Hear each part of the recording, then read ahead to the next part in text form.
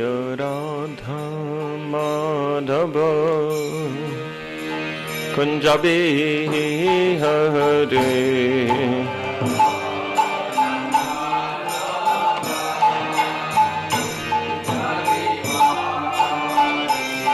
Jai Radha Madhava Kunja Bihare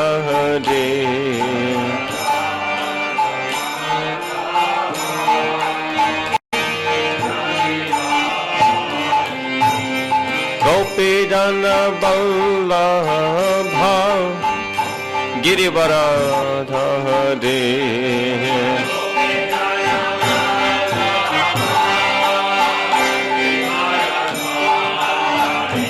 Jai Gopi Jana Vallabha Girivaradhare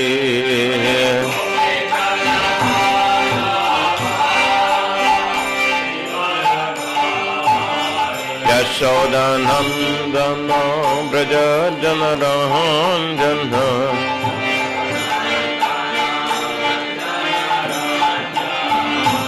Yashodanandana Braja Janarahanjana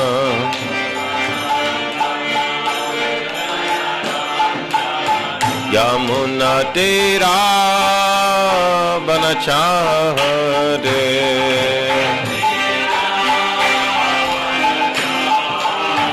Yamuna Tira Vanachare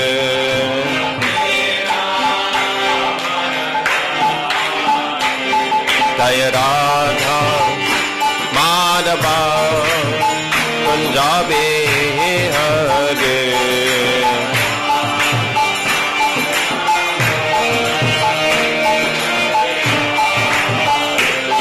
Jai Radha Madhava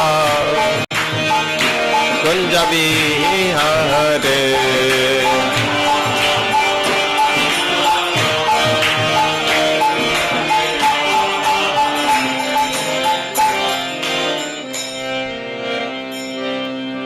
Jai Shri Radha Madhava Shri Radha Gopinath ki jai, Jai Angraj Bhakti Vedanta Swami Śrīla Prabhupada ki jai, ISKCON Guru Vrinda ki jai, Grantaraj Srimad Bhagavatam ki jai, Samaveta Bhakta Vrinda ki jai.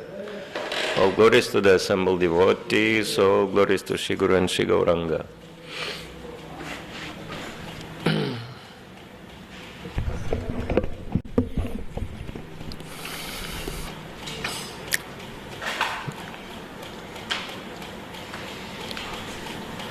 Om Gyantimirandasya Ginanjana Shalakaya Chaksharan Militam Yana Tasmai Shri Gurave Namaha Shri Chaitanya Manobhishtam Stapitam Yena Bhutale Swayam Rupa Kadamayam Dalati Swapadantikam Vanchakalpatarubhyascha Kripa Sindhubhevacha Patitanam Pavanebhyo Vaishnavebhyo Namo Namaha Nama Om Viṣṇu Padaya Krishna Pristhaya Bhutale Śrīmate Bhakti Vedanta Swāminiti Namine Namaste Sarasvati Deve Gauravāņi Pracharine Nirvishesha Shunyavadi Paschatya Deshatarine Jai Shri Krishna Chaitanya Prabhu Nityananda Sri Advaita Gadadhara Shivasati Gaur Bhakta Vrinda Hare Krishna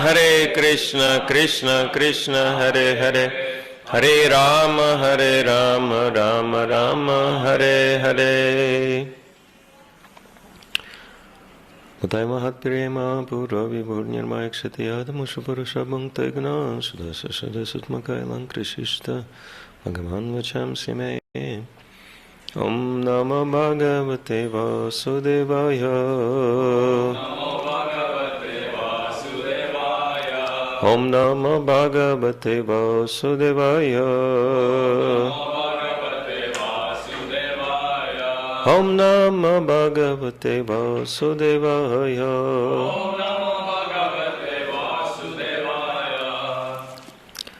So, we continue reading from the Canto 9, Chapter 14.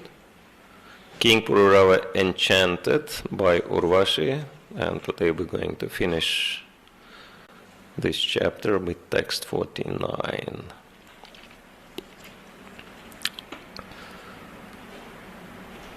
Purūravasa evasit. Purūravasa evasit.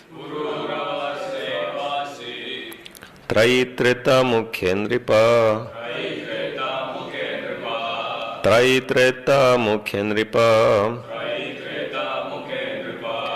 Agnina prajaya raja.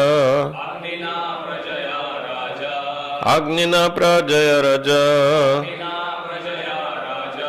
Lokam Gandharvam Yivan. Lokam Gandharvam Evan. Purūravā sevasit.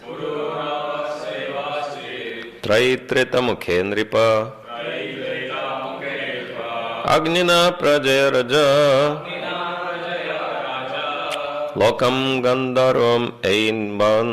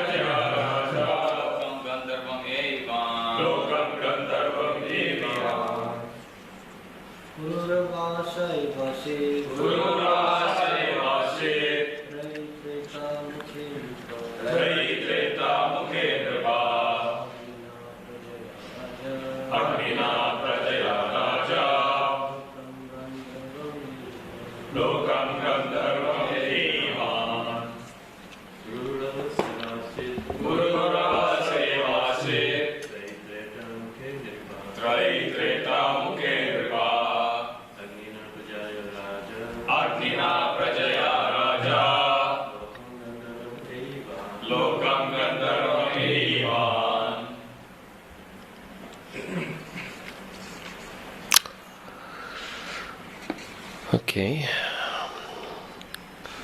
Purūravā. From King Purūravā. Eva. Thus. Asit. There was. Trayī. The Vedic principles of karma, jnana and upasana. Tretā-mukhe. In the beginning of the Tretā-yuga.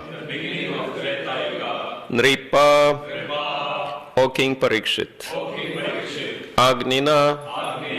Simply by generating the fire of sacrifice. Prajaya. By his son. Raja. King Purūravā. Lokam. To the planet.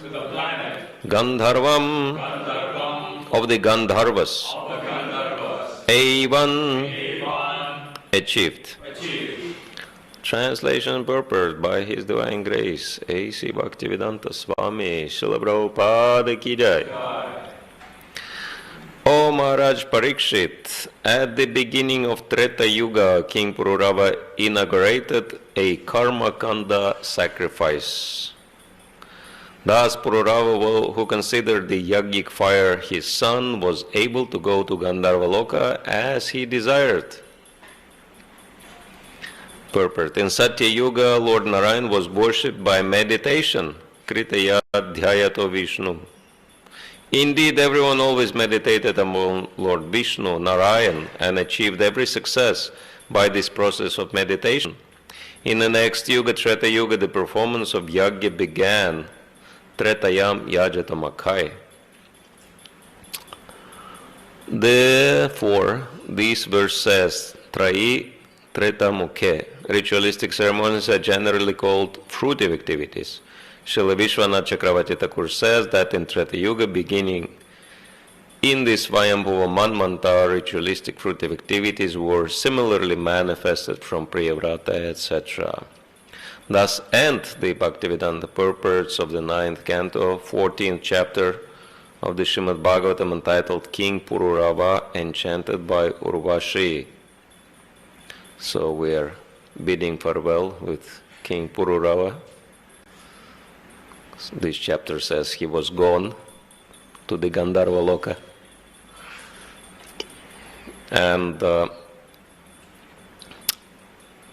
this verse says quite an interesting thing, that King Purūravā considered the yajñic fire his son. And so, for those of you who've missed the previous texts, will clarify how could he have the yajñic fire as his son. And so in the previous texts it's been explained.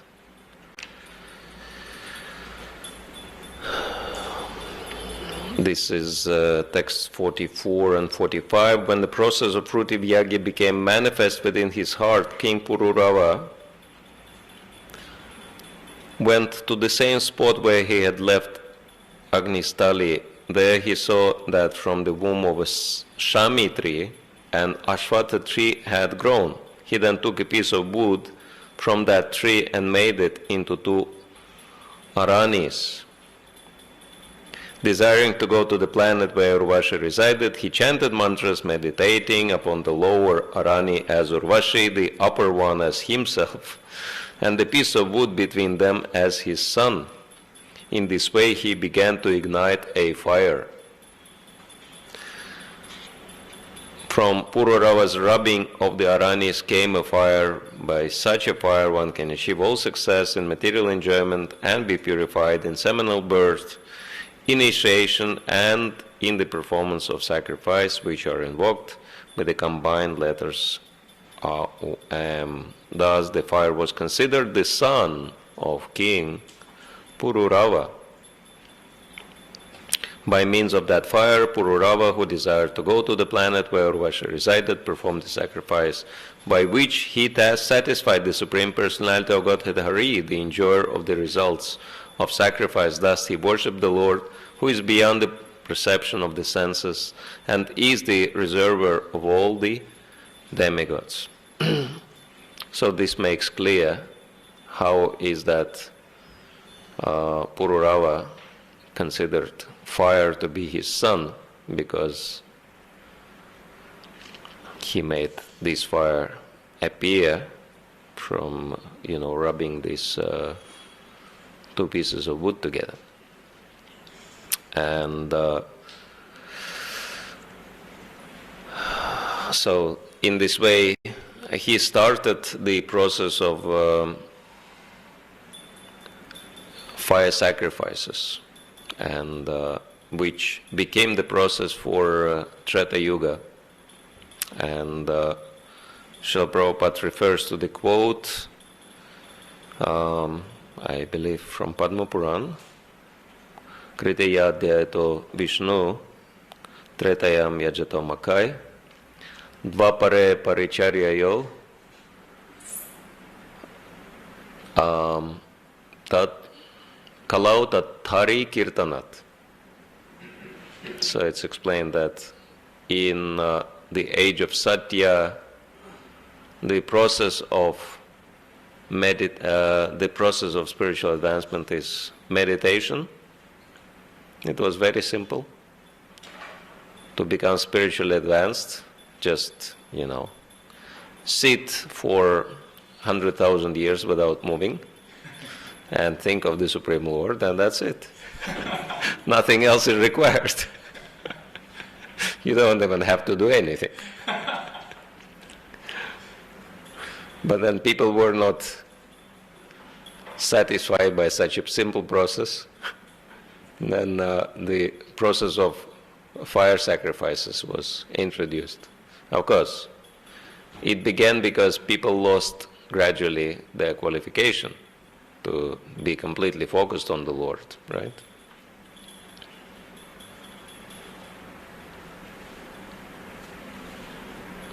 Yeah, to be focused on the Lord for like 100,000 of years, I can only imagine.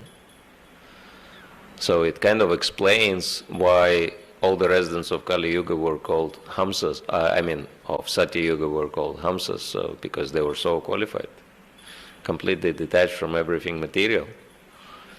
And because we know ourselves how hard it is to meditate, how hard it is to remember the Lord, right? That you can be in the situation wherein you're surrounded by the Lord from all sides, like deities are there, pictures of the Lord, holy name is chanted. And so, if you're surrounded, you're supposed to surrender, right? Like,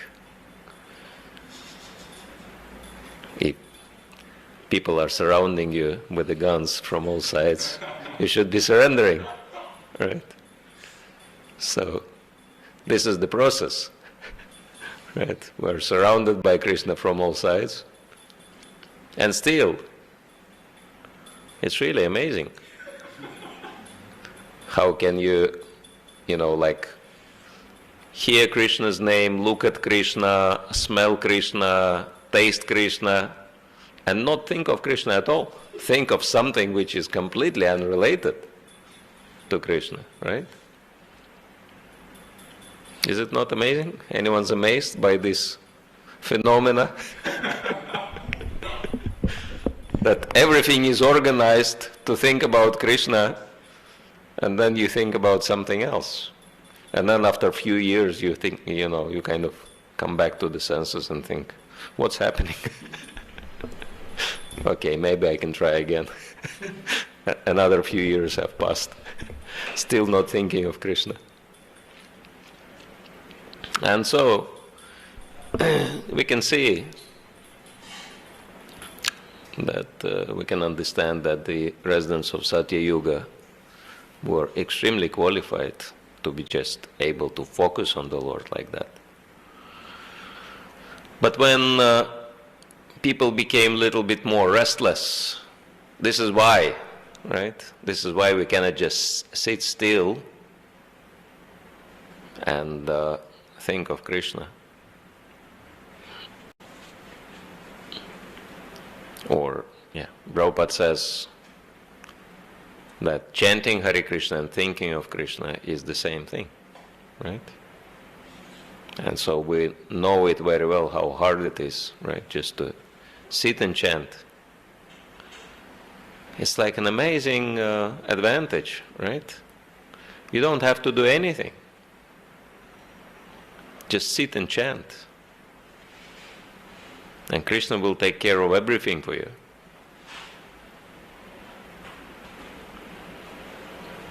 Like there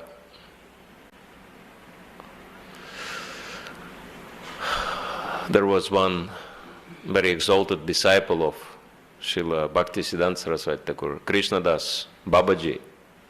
Actually, he was so advanced that Bhaktisiddhanta Saraswati gave him Babaji Diksha.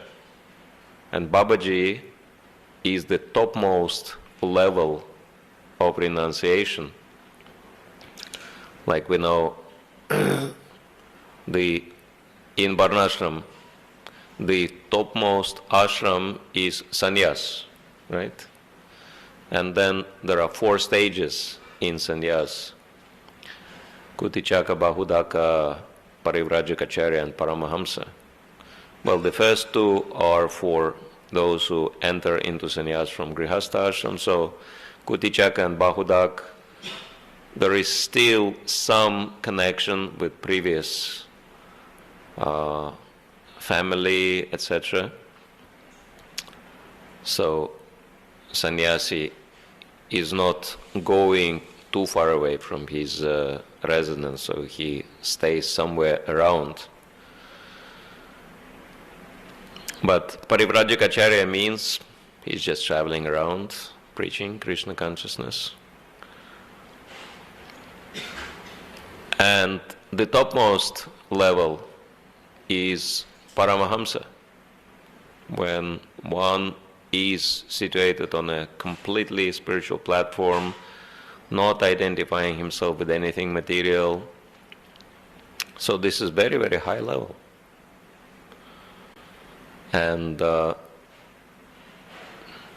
Bhaktisiddhanta Saraswati recognized that Krishna Das, his disciple, was on that transcendental platform. It takes transcendentalists to see the other transcendentalist. And so he gave him Babaji Diksha. And he was just chanting Hare Krishna, was not doing anything else, day and night. And not even forcing himself. He was ecstatic, day and night. Just by chanting Hare Krishna, he was absorbed in full ecstasy. And other devotees were complaining. Why is he just chanting Hare Krishna? Why is he not doing any service? You know, it's very unfortunate, but, you know, Kali Yuga means so many bad qualities, and the worst of all qualities is envy. And so, if someone is very happy in Krishna consciousness, inevitably there will be people who are complaining why he is so happy. What's wrong with him? He's supposed to be as miserable as me. That's why it says, if you want to be happy, but don't show it to other people, don't disturb them. Because envy is so prominent in the hearts of the conditioned souls. And so, these devotees, they were complaining to Bhaktisiddhanta Saraswati. What is that? He's just chanting Hare Krishna, not doing any service. Can we have the fan, please? And Bhaktisiddhanta Saraswati, he figured out immediately, of course, what was happening, but he didn't want to, like, disturb those devotees as well. But indirectly, he wanted to help them to understand that they are wrong. And so what he did, he said, actually, you know, because their notion was anyone can just chant Hare Krishna all day long, but, you know, he's supposed to be doing service. And Bhaktisiddhanta Saraswati said, actually, this is our goal, Kirtaniya Sada Hari, to always chant the holy name. And then he said, you publish the announcement or advertisement in all the newspapers that anyone who is willing to join the math and chant 64 rounds every day. Of course, Krishna Das Kaviraj was chanting way more than 64 rounds. He was always chanting. But Bhaktisiddhanta Saraswati said, just if someone is willing to chant 64 rounds, that person doesn't have to do anything. We will provide, you know, first-class prasadam, dress, you know, medical care, everything will be taken care of. Lifelong care. The only thing you need to do is 64 rounds a day. And you will see how many people will apply. And so they put this ad in all the newspapers. Not a single person applied. And then those disciples realized, oh yeah, this is not very easy. So this is very rare when someone is able to be completely focused on the Supreme Lord. And so Srila Prabhupada was also saying to his followers that this is the goal, to always chant Hare Krishna. But because you are so restless, I have to give you some engagements to keep you busy, to keep your minds busy, right? Because otherwise it's just imitating One can do so for a while, but not for very long. Like there was a disciple of Srila Prabhupada of African origin, Afro-American origin, and he came to Mayapur and he said, I'll be just chanting Hare Krishna. I want to be like chanting Hare Krishna day and night. And first he was chanting sitting under the tree, and devotees were coming. And he was saying, no, they're distracting me with their talks. So they're distracting me from chanting. And I'll be chanting on the tree. So he made himself like a wooden platform. So he was sitting on that platform and chanting Hare Krishna there. And devotees were telling to Srila Prabhupada, this devotee is always chanting Hare Krishna. Prabhupada was not really impressed. When he was passing by that tree where this devotee was sitting on the top, Prabhupada pointed at that platform, and he said, well, he's just practicing to become a bird in his next life. And this devotee didn't do very well. He just disappeared, and no one ever saw him again. So this artificial kind of, show bottle, as Prabhupada was saying, the show bottle expression is coming from his pharmaceutical business, because, some bottles, they had no medicine in it, but they just were for the show. So this is where the expression show bottle comes from. So that's why Srila Prabhupada was saying show bottle devotion, empty, nothing inside. Just form is there, no substance, right? And why it is done? For prestige, right? Just look, I'm better than other devotees. But if I will say I'm better than other devotees, they will not believe me. So I will show them, I will prove by my action how I am better than everyone else, right? And of course, it has nothing to do with Krishna consciousness, because it is motivated by what quality? By pride, right?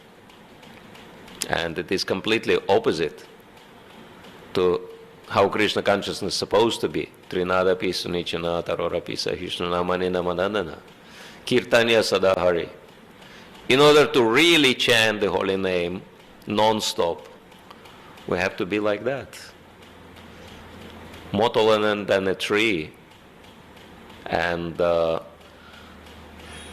humbler than a blade of grass, and always showing respect to everybody and not expecting any respect for ourselves. So that's the preliminary qualification, we can say, for the ability to chant, really chant from the heart, and have great taste for this chanting, because we can force ourselves, okay, I have to do that, but it's not going to last. And so those devotees who really chant day and night, like Krishnadas Kaviraj and Krishnadas Babaji, they just had taste. They just couldn't stop chanting.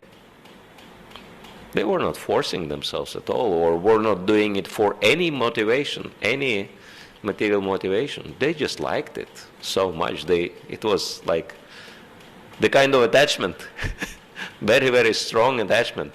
They just couldn't overcome. Attachment to chant the holy name. And so, but this is very, very rare in Kali Yuga. I mean, such devotees, they just come to show us what real Krishna consciousness is. And so their association is very, very valuable. But normally people do whatever they do even if they do it for Krishna, because they have some personal motivation. Like Purūravā, yes, he was serving the Lord, but he wanted to go to Gandharvaloka and enjoy that. And Prabhupada was actually telling that many of my followers, they just want to go to the heavenly planets. And so, because of that desire to enjoy in the material world is still there. And nevertheless, Krishna is giving the opportunities for everyone, because he understands that in the material world, mostly people are conditioned, and so they have to gradually purify themselves. There are 4 types of people coming to Krishna, right? Chatur vidha bhajante mam jana sukritina arjuna. These are all very pious people, sukritina. And what kind of people are those pious people who approach Krishna? One is artha, deprived, miserable personality. So one who has a lot of problems, and so he comes to Krishna hoping that Krishna will solve his problem. And the other one is jigyasu, curious, and artharthi, desiring material wealth, and jnani,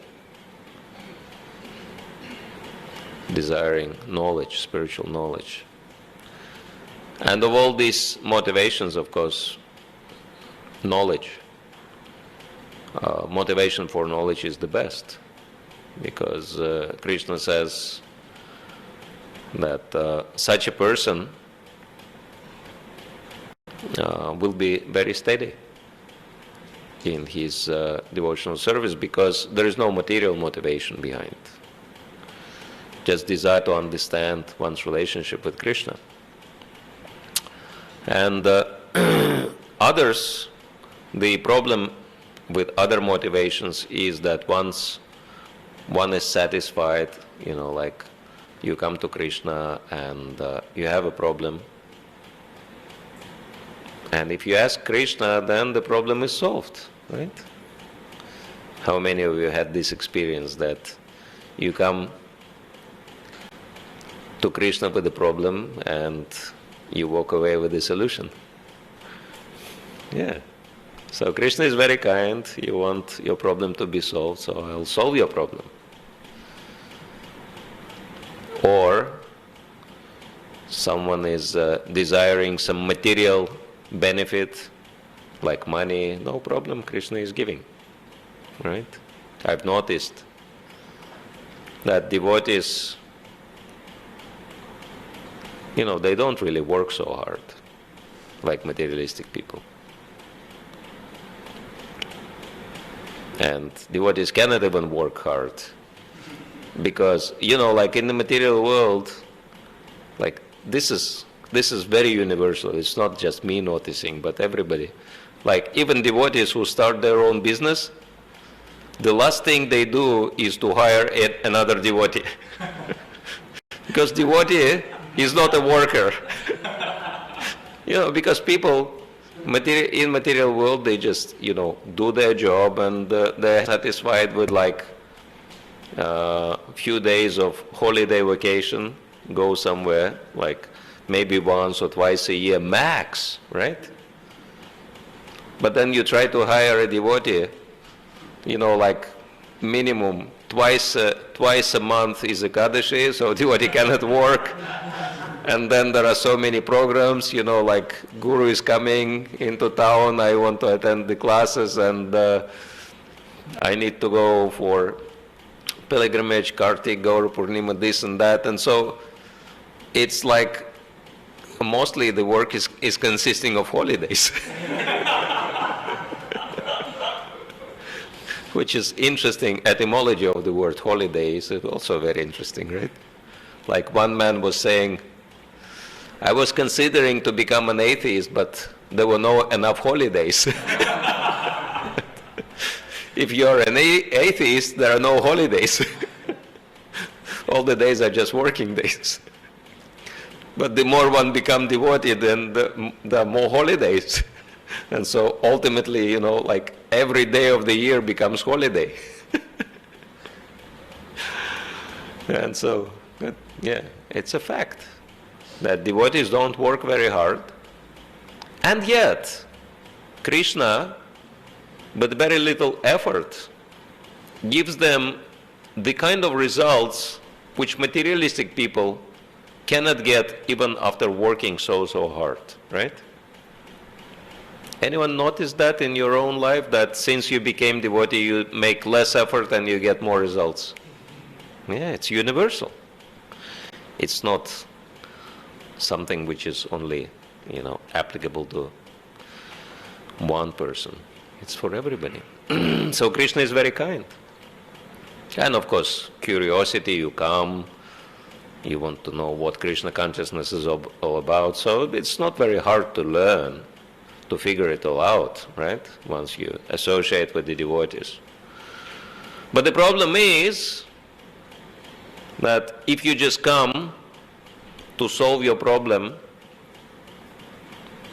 and your problem is solved, so that's it, right?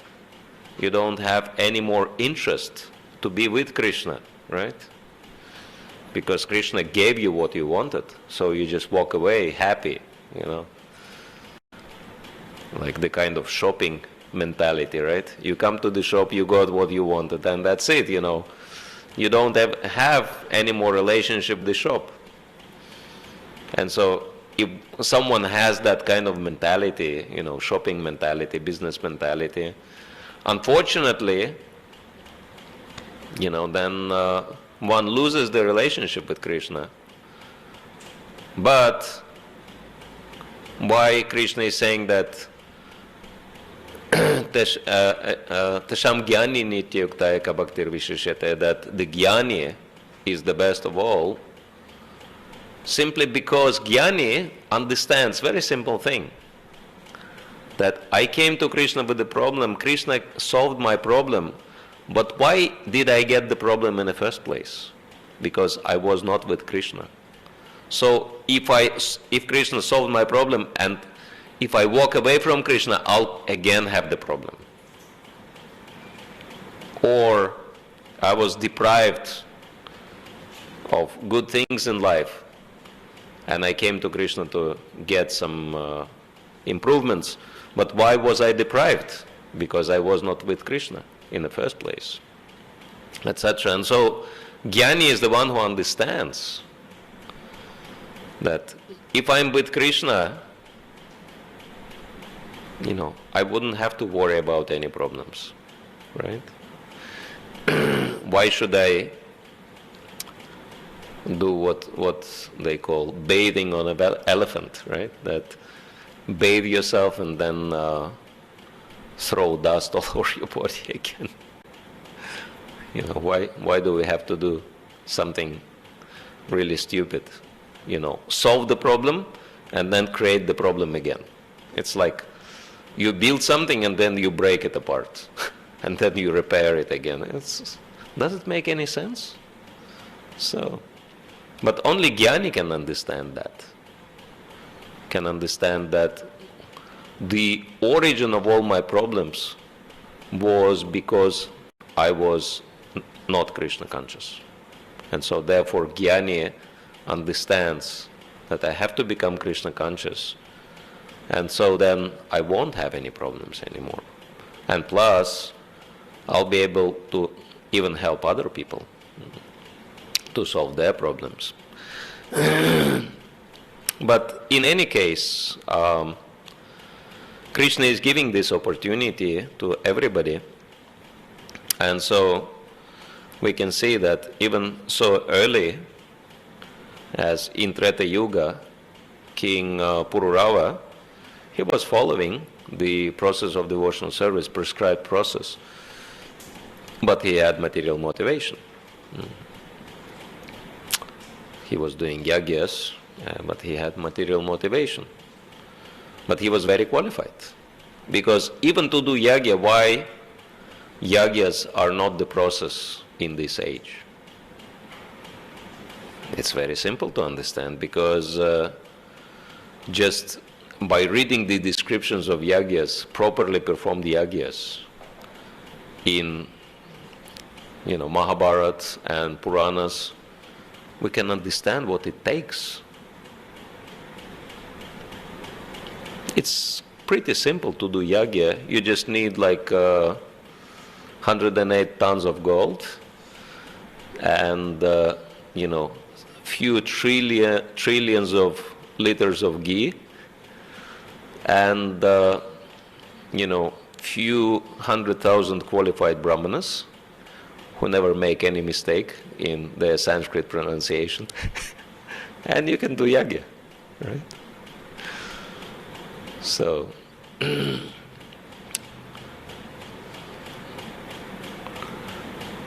but because not everyone in Kali Yuga has that capacity, so that's why yajñas are not the process for our age. Like it's been described, what does it take to do yajña? In Ramayana, for example, when the Soma yajña was performed.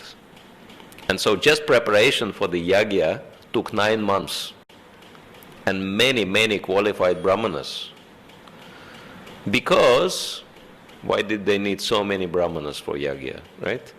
Normally we do our yajña and mostly there is one brahmana, right? And even that is ISKCON brahmana.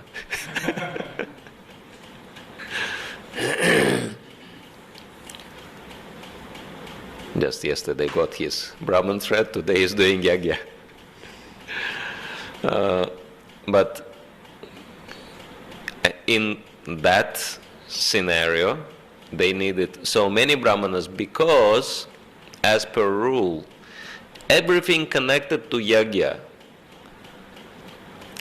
had to be done by brahmana only, by a pure qualified brahmana.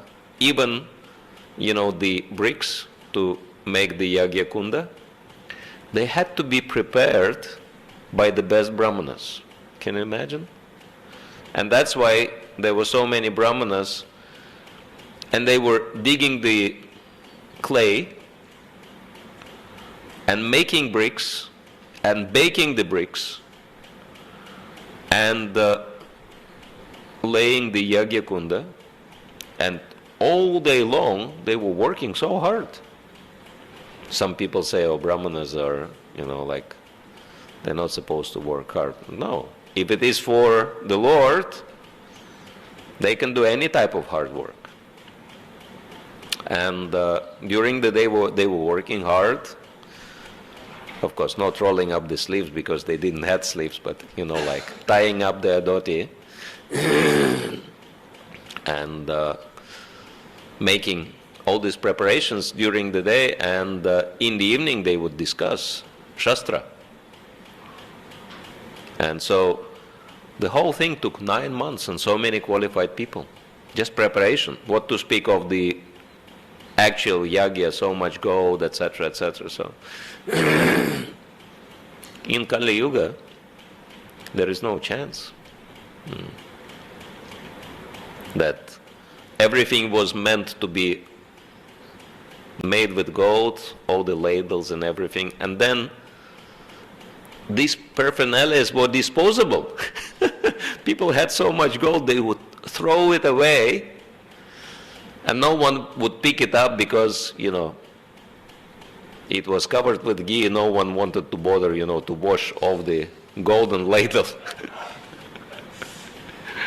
So this is how Arjuna, got the gold for Yudhishthira's sacrifice in Mahabharata, right?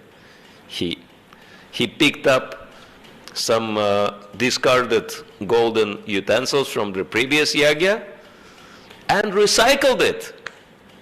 And this was the first, apparently this was the first recycling experience in the history. Right? Gold recycling. I mean, talk about Kali-yuga. What to speak of gold, even plastic recycling people do. And so we can understand that yajña is not really the process for this age. Because if you do like one mistake, one small mistake, like in the 6th canto, Tvashta, right? He made a small mistake in pronunciation. Instead of saying Indra Shatru, he said Indra Shatru. So little bit longer A, and the result was opposite, right? Instead of getting the enemy of Indra as his son, he got the son whose enemy was Indra, and he was killed by Indra. So instead of killing Indra, he ended up being killed by Indra. So this is like example of Bhagavatam, like little mistake in pronunciation, and the result can be completely opposite to the expected. So therefore, we cannot really do yajñas in this age. Of course, we can do just to kind of entertain the public. Yajña is going on. Everyone comes together. This is just kind of symbolic yajña. Real yajña is chanting of the holy name. As, you know, Prabhupada, during the opening of the Krishna Balaram Mandir,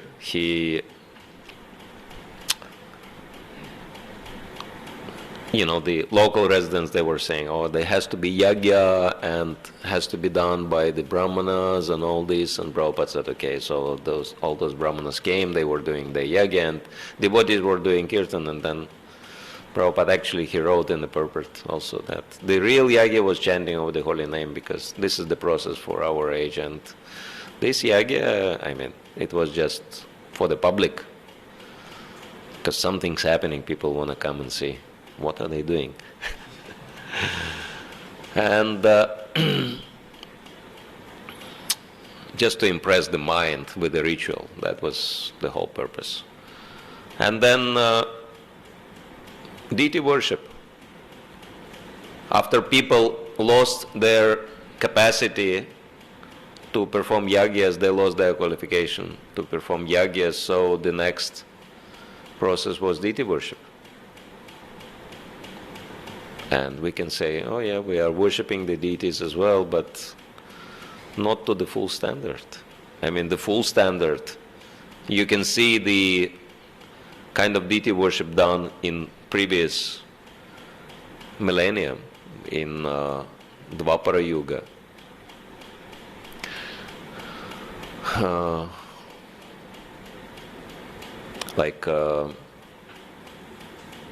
All these ancient temples in India, you can see, like the standards is just mind-blowing.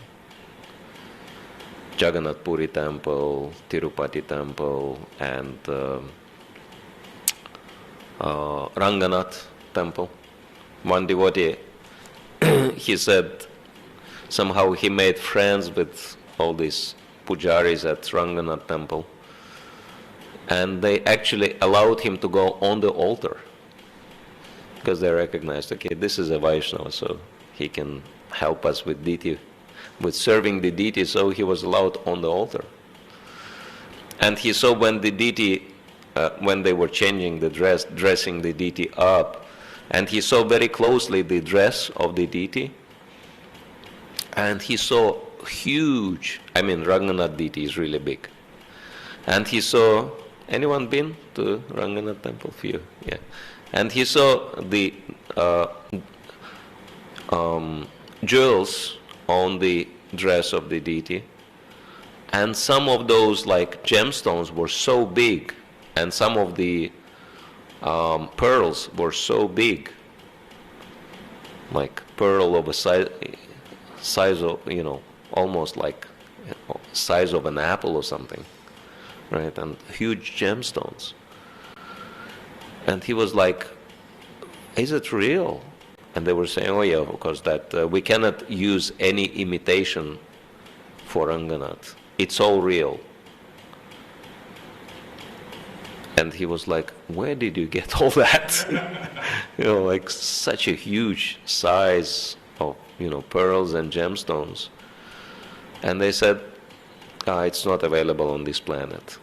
When the worship of Ranganath started, the Nagas from the lower planets, they came with the gifts and they gave all these gems and pearls for Ranganath. So, this is the kind of a standard, a real standard. And of course, like all these temples, prasadam is just amazing. That even like Radharaman temple, even though it started not so long ago, just a few centuries ago, still they have such a high standard. One thing is that they cook on the fire, which burns, it's wood and cow dung, but this fire burns since the time Gopal Bhatta Goswami started worshipping Radharaman, right? More than 400 years. 400 something years, this fire is burning, and this fire never went out. So these are the kind of standards for deity worship. Like quite recent standards, we can say. And we can only imagine what kind of standards were before for deity worship. And so, I mean, again, what kind of deity worship we do stands no comparison. That's why, basically, like we know the story of Radha Gopinath, how Prabhupada started, introduced the worship. He was just praying, my dear Lord, I'm leaving you in the hands of mlechas and yavanas, so please, I cannot spend time, so please you give them intelligence, you instruct them how to serve you properly. And so that's why the only process of spiritual advancement in this age is chanting of the holy name. And when one chants the holy name, one gradually becomes qualified to do everything else. So that is the principle. But it doesn't matter where one starts from, because the second canto of Bhagavatam says, akama sarva kamava moksha kama udaradhi tivrena bhakti yagena yajata purusham param, that it is actually a very, very important verse. It says, it doesn't matter where one is at. One might be akama, have no material desires, or sarvakama, like Purūravā had so many material desires. He wanted to live in Gandharvaloka, he wanted to have beautiful wife, he wanted to enjoy so many things. So this was his motivation for doing devotional service. Or moksha kama, desire to become liberated. But the most important thing is udaradhi. It doesn't matter where one is at, but one has to be broad-minded. Udaradhi. Have broad intelligence, as Prabhupada says. And then, Tibrena Bhakti Yogena, one can be completely focused in one's devotional service and achieve topmost perfection. Hare Krishna. So, we're a little bit over the time, right? But if anyone has a question or comment, we can give a minute, otherwise.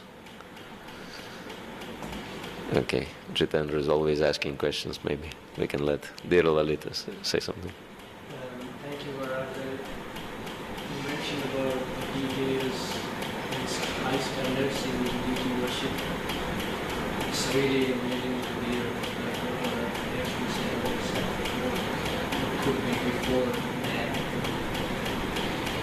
But like then also we hear about some pastimes which is in the Charitamrita, Sakshi Gopal pastam and Jagannath pastam from Bhakti. So how the deities they go on to have the devotees. Can you speak a little louder, please? Yeah. So I was asking like we hear about very high standards in deity worship. And Yeah. also we see how the deities they will go outside to reciprocate with the devotees or some special activity. Mm-hmm. So if we don't hear these kind of things, then it's really hard to accept them. But when like we are sharing these, especially this problem, we are really these things. Yeah.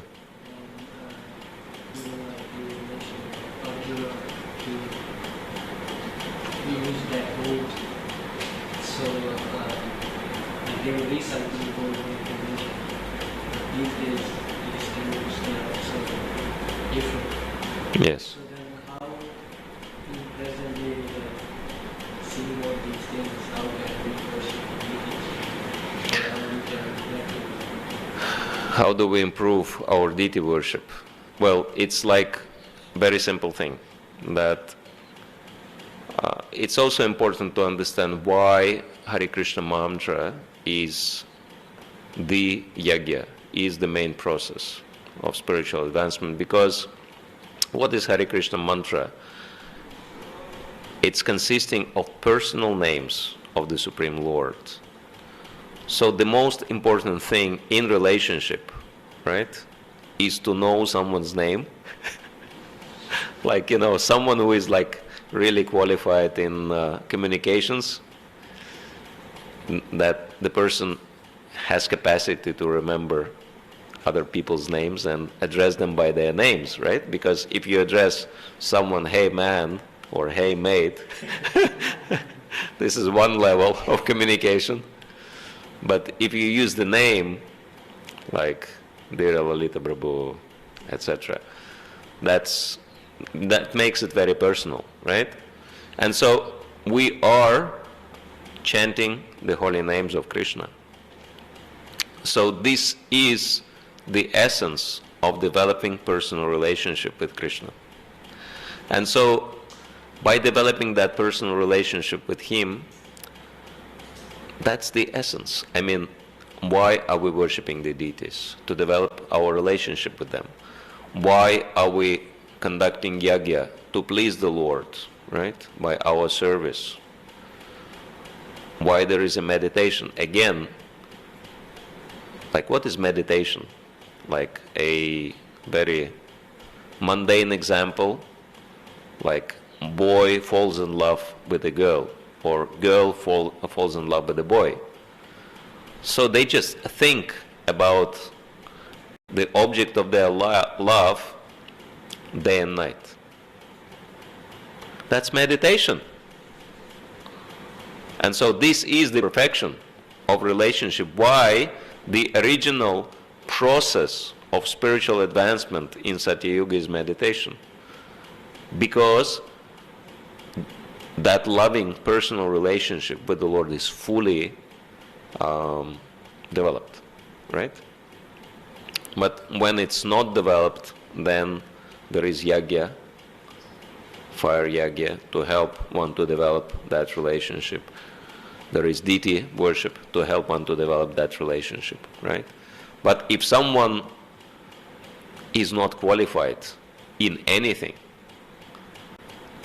then at least, chanting the holy name is the beginning. And so, very simple answer to the question how to improve the deity worship. Of course, one thing is association also. Like, there is a good reason why Srila Prabhupada insisted that devotees should visit the holy places on regular basis, because in there we have this brilliant opportunity to see the high quality of devotional service performed by very, very deep devotees, right? By very advanced devotees, and we can learn from them. This is the advantage of going to the holy places, to associate with holy devotees who reside there, with saints who are residing there, and see their level of Krishna consciousness and learn from them. But again, the principle is very simple, that the more we are serious in our chanting of the holy name, the easier or the quicker will become qualified in all aspects of devotional service. So it's kind of in a nutshell. But thank you. It was very good question, very good point. All right, so thank you all very much for your kind attention. Grantaraj Srimad Bhagavatam ki jai, Śrīla Prabhupada ki jai, Nitai Gaur Premanande,